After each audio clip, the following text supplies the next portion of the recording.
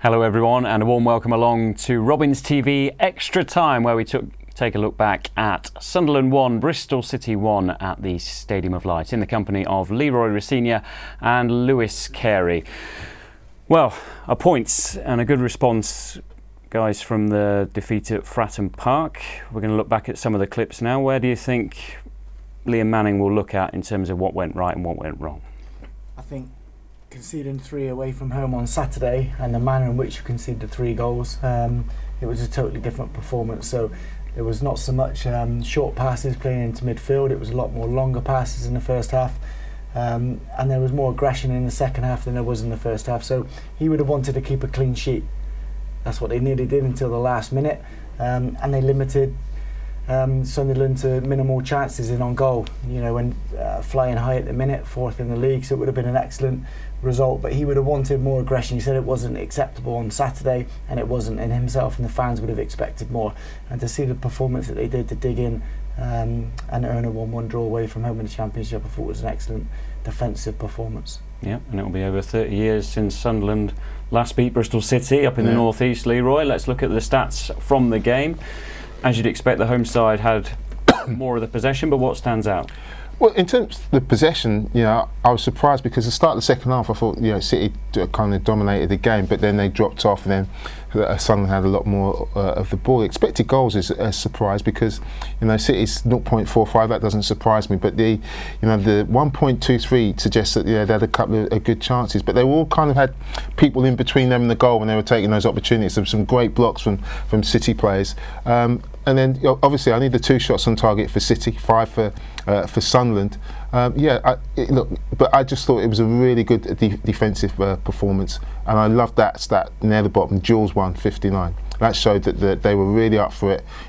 Key moments, because in the first half you saw Sunderland wanted to pull the ball down all the time, and they did it quite successfully first 20 minutes. But as soon as City got to grips with them, they stopped them pulling the ball down in dangerous areas. So really pleased with that stat for City. Only 2 offsides in the game, which shows, I guess, how sort of intricate Sunderland were, and they weren't necessarily playing the ball particularly direct. Whereas obviously City brought in Sinclair Armstrong into the side, came off in the second half. But we can look in the first half, the first set of clips, about how they tried to get him into the game, and also how the midfield tried to swarm round those sort of more intricate key players for Sunderland, the likes of Joe Bellingham, Chris Rigg, who were obviously bright in that first 45. Well, the plan was to win the ball in transition and play forward. And you see here, it's McGuane plays forward early, and then Sinclair Armstrong makes that run forward. Again, they're in good shape. They get back, good pressing from the front to the back. They swarm around the ball, and as soon as they win the ball, they're looking to play forward.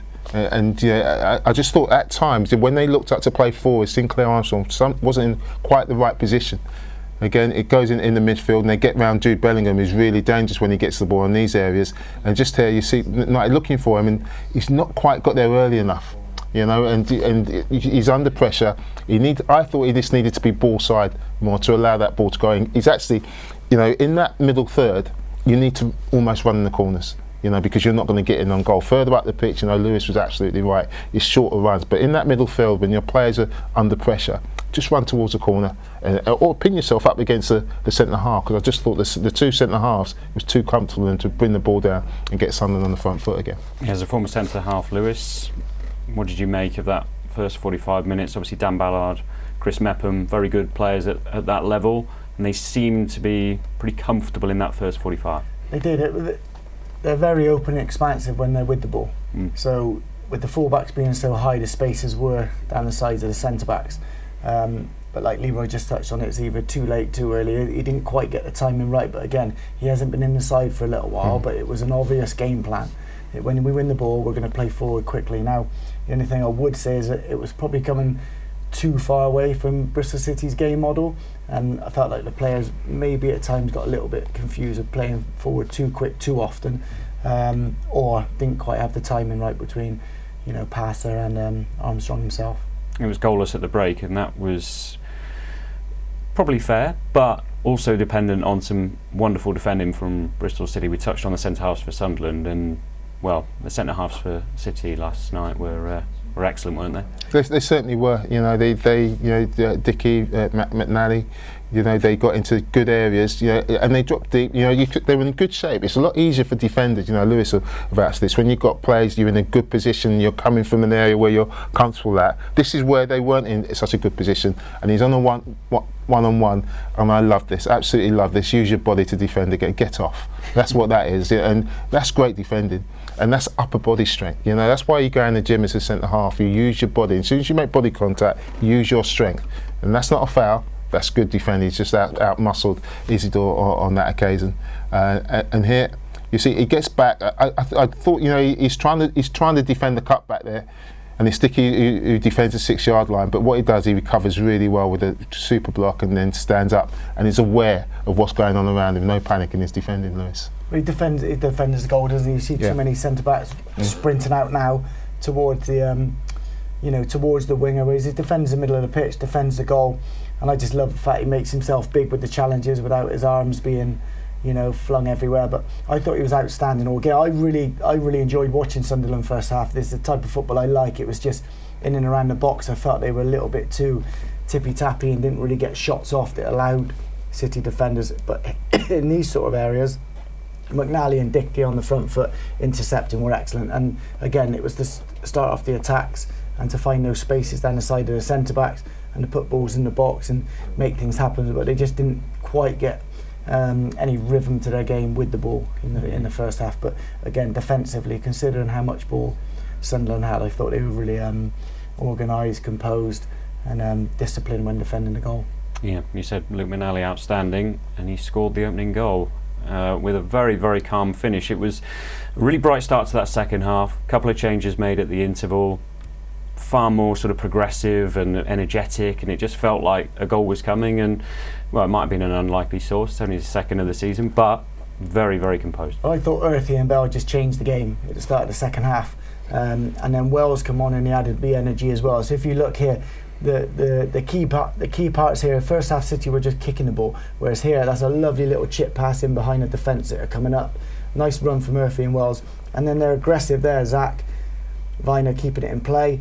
But it's the touch, and then as we touched on in commentary, it's the high finish. So anything in and around the shoulder, the shoulder area of the goalkeepers, they find hard to defend. And also, if he drills the ball low, there's enough legs in the way to make blocks. Whereas he goes high, less body parts for the defenders, hands behind their backs.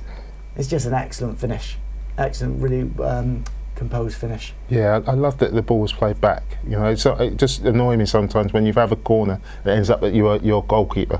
And you've got centre halves, and centre halves hate it. They've run all that way for a ball to be delivered. Mehmeti delivers the first one. It's not a great cross, but they're allowed to stay up there. And Prince plays a lovely ball forward, and you've got that quality. Instead of going safe back to your goalkeeper and then saying, "Oh, let's spread out again." Got the bodies in there already, let's try and get a run of attacks, and they did that, and that is a really good finish. And Lewis is absolutely spot on, with Hume on the line. He's got his hands behind his back because he's waiting just to clear it off the line. He's expecting it to be just dribbled towards him or just not towards him at pace. The only place he can score is Roof, and he did it brilliantly. Home crowd were getting frustrated, but they were still obviously pressing forward. City probably the better side in that kind of 15-20 minutes at the start of the second half, and then Sunderland just started to get back into the game again. And again, it was more strong defensive work, wasn't it? We saw Zach Viner there up in the attack, but he was forced to defend here. And again, it's the centre halves covering and looking after each other. Look, Sunderland got some good players. And the thing was, City's shape was really good because you drop back in, and then as soon as one was beaten, the next man was there, and the distances were really good. Again, here, Knighty's got into a really good position defending the cutback. The two centre halves have dropped in to defend the goal, and Knighty, he just don't, you see, just in there, that's a really good position, And you know what? It looked like they were enjoying defending, and the longer it went on, you just felt, look, all the bodies around there, and I know people think, oh, they're 3 yards out, but Max O'Leary didn't have anything to do. In all these clips, Max hasn't really had to make a save. This is the best one, I think, because for centre halves, for that one, a lot of centre halves get drawn to the first ball. And he reads it and thinks, oh, I'm not going to get that one. So he actually backtracks, doesn't he, for the second one. And he could have got drawn to that first one. Backtracks and just gets the slightest of touches on it to take it away from Mayenda. That was excellent defending from Dickey. Lewis, Anis Rometty had a chance with 15 minutes to go, and again, City were a threat at this stage still. They were more composed with how they found each other. So here, Max, look, it's an early throw out, really confident play, always putting defenders on the back foot. He always got this little shift and shoot, but there's this little touch he has just after he has his little shift inside. He has another little touch, and I think that's the one that then takes the moment away. So if he has this touch, shift, shoot now, okay, but once he has that extra little touch, I think Earthy then is on for the pass, because it's that extra little touch has drawn the defenders in. However, scoring 6 goals and being the top goal scorer so far this season, I understand how he's or why he's taken the shot on. The goal away at Norwich and the couple recently. I do understand. However, I think again there's situations and that just finishes the game. There's 35,000 there. We can hear the boos at the time because they weren't getting the ball forward quick enough, Sunderland, and I think that would have just finished the game off. Yeah, they earned that chance. You knew it was going to come. They defended really well, and Max has got the ball, great throw out, and you can see that Sunderland are open. They put players forward and they're bombing forward, and Sam Bell's used his pace to get into that situation, and that's where City have to be more clinical. Because it was just loads. We all talk about moments in games, and you could see his frustration because I think he realised that was decided. That goal goes in, game done, 3 points, done and dusted. He had to concentrate so hard during the game because, like you said, Sunderland got some nice players on the ball, intricate. They played well in and around the box, and they stood fast until 92nd minute. Yeah, and Lewis will tell you that sometimes you're playing a game and you're going to suffer, and City had suffered right up to this point. They defended really well, they've got plenty of bodies behind the ball, but it's just that the run in behind, they just drop a little bit deep and he finds a pocket of space. Look, it's a terrific finish. I think the finish is an incredible finish, but it's like the old Aguero finish that anytime you're in this part of the pitch, you're going to play high to the goalkeeper's near post because they can't save it. The goalkeeper can't get up there because they naturally squat down. And it's a lovely pick out, a composed pick out, consider it's 92nd minute of the game. The only thing I would say is, like Leroy touched on just after commentary, is how Roberts runs off the back of defenders and then midfielders don't slide to close the space. That's the only probably disappointment in that situation, but overall I'd probably say it was a fair result, and they have got talented players, Sunderland, however he limited them to limited chances. Yeah, so obviously Jason Knight was there, Hayden Roberts was there was that distance. Do you think just that little sense of danger just unfortunately wasn't there with obviously Jason Knight moves across slightly and then it's fine margins in the box. I said all their distances were great. As soon as someone got beat, someone was there. The problem was, and Newes managed to get his head up, and in those situations, it's like you're working so hard. You're trying to get back in. It's only 2 minutes to go, so you're working hard. They've actually worked a little bit too hard. Like Knighty picks up the one before where Rig got in on the cutback, but he's working so hard. And if he just holds his position, just has a little look, but it's out of. It's a determination to succeed, and it's kind of played against you because they've gone 2 yards too deep and allowed that space for Patrick Roberts. I've got to be honest, I didn't see it coming. I thought the defending had been so heroic. It just seemed to sap the energy out of the home fans. A few of them were leaving by that point, but they nearly took all three, Sunderland. I mean, you can see why they're undefeated at home. They're resilient, aren't they? They draw a lot of games. You were saying, Lewis, is it 6 in the last 8 now? But they could have snatched all 3 had it not been for Max O'Leary. Yeah, I can definitely see how they, don't score too many goals and also draw a lot of games. But when you're on I suppose a high of scoring with 2 minutes to go, all of a sudden you just start throwing balls in the box and stressing the opposition, and defenders just switch off for that split second. And for a centre half with this clever little flick, but centre half reads it really well, but also so does Max. If you see he's on the front foot, times his jump well and gets a lovely little fingertip to tip it over the bar. Yeah, I love that save because it's not about a typical goalkeeper save. It's just anticipation. It's just reading what's going to happen, and he just jumps a split second later than Bella. A lot of keepers would just be waiting there, but he actually I've got to anticipate this, and he jumps up, and his time is absolutely put. It's a really, really good save by Max. Yeah, great timing. I think that's a good word to use. It takes City to Ashton Gate next, 11th in the table. Queen's Park Rangers the visitors on Saturday, 12:30 kick-off. How do you see this one, Lewis? I think the games that I've seen at home that City have struggled in is when teams sit in. and you have to try and break them down and move the ball, a bit like what Sunderland had to do this evening.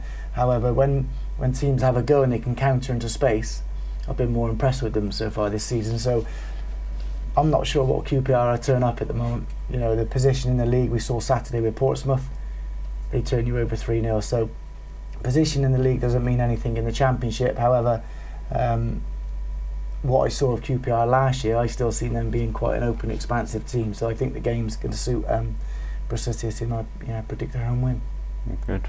3 of the next 4 at home, Leroy, all against sides, bottom half of the table. It's a chance to get those back-to-back wins that we're all craving. Exactly. I was speaking to a QPR fan yesterday, and I think they won 3-0 the other week. He was raving about a young lad who's coming to the side, got a couple of goals. And I was trying to say, what's he like? He sent it forward. He said, no, he's more like a number 10. So he said they found some confidence. So I think it's going to be a difficult game, but I fancy City to get the win. Good stuff. Thanks ever so much for your insight and opinion tonight, guys. Really appreciate it. So, it was full time at the Stadium of Light. Sunderland 1, Bristol City 1. Safe journey back to all the supporters who went up to Wearside. 600-mile round trip. Fantastic support once again from the Bristol City faithful. I hope to see many of you on Saturday for the game against Queen's Park Rangers. There'll be full coverage here on Robins TV, along with another episode of Robins TV Extra Time, which you can find on YouTube and across the City official social media channels. From me and everyone here at Robins TV, thank you for tuning in, and we'll see you very soon.